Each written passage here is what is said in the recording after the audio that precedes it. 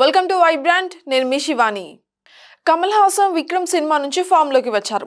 శంకర్ అయితే హిట్ కొట్టి చాలా కాలమైంది. రోబో నేతని చివరి హిట్. మళ్ళీ ఇంతవరకు కూడా హిట్ కొట్టలేకపోయాడు శంకర్.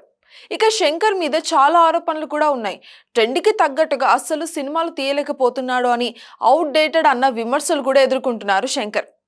అయితే ఇప్పుడు భారతీయుడు 2 అంటూ జనాల ముందుకు వచ్చాడు. ఇక ఈ ట్రైలర్ పాటలు అన్నీ కూడా ఇంపాక్ట్ను పెద్దగా క్రియేట్ చేయలేకపోయాయనే చెప్పాలి. ఇక ఈ చిత్రం నేడు అంటే జూలై 12న థియేటర్స్లోకి వచ్చింది.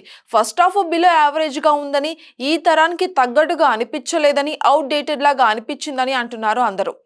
ఇంకా కొన్ని సీన్లు ఆ మేకప్ కూడా తేలిపోయిందని అంటున్నారు. కొన్నిసార్లు సీను మిస్ అయినా కూడా అందులోని ఎమోషన్స్ అదే విధంగా డ్రామా వర్కౌట్ కాలేదంటున్నారు. కమల్, సిద్ధు బాగానే నటించారని చెప్తున్నారు. శంకర్ గారు తన ఆస్థాన రచయిత సుజాత గారిని మిస్ అవుతున్నారు ఏమో, ఆయన కాలం చేశాక గట్టిగా దెబ్బ పడింది అని నెటిజన్లు అందరు కూడా అనుకుంటున్నారు. ఇక ఫస్ట్ హాఫ్ చాలా ప్లాట్ గా ఉందని, విజువల్ గ్రాండియర్, అనిరుద్ధ్ ఆర్ఆర్ బాగుంది అని, Shankar outdated stories, screen ప్లేతో విసిగించాడని అంటున్నారు.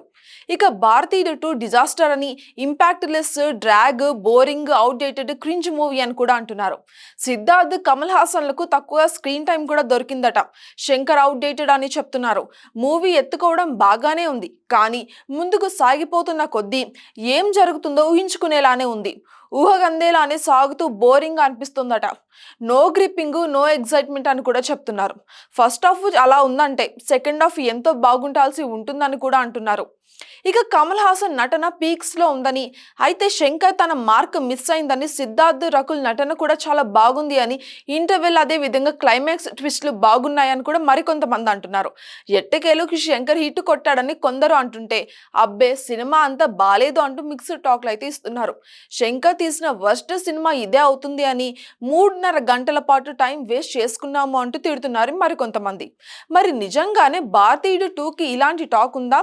ట్విట్టర్లోని ఈ టాక్ నిజమైందేనా అని తెలియాలంటే పూర్తి రివ్యూ బయటకు వచ్చే వరకు కూడా మనం ఆగాల్సిందే. అసలే ఈ సినిమాను లైకా సంస్థ, రెడ్ జాయింట్ సంస్థ కలిసి భారీ ఎత్తున నిర్మించింది. కమల్ హాసన్, సిద్ధార్థ్, బాబీ సింహ, ఎస్జే సూర్య, రకుల్ ప్రీత్, ప్రియా భవానీ శంకర్ వంటి వారంతా కూడా కలిసి నటించారు. ఇక ఇలాంటి చిత్రానికి ఇంత నెగిటివ్ టాక్ వస్తుంది అంటే గట్టిగా నష్టాలను తెచ్చిపెట్టేలానే ఉంది. For more updates subscribe to Vibrant.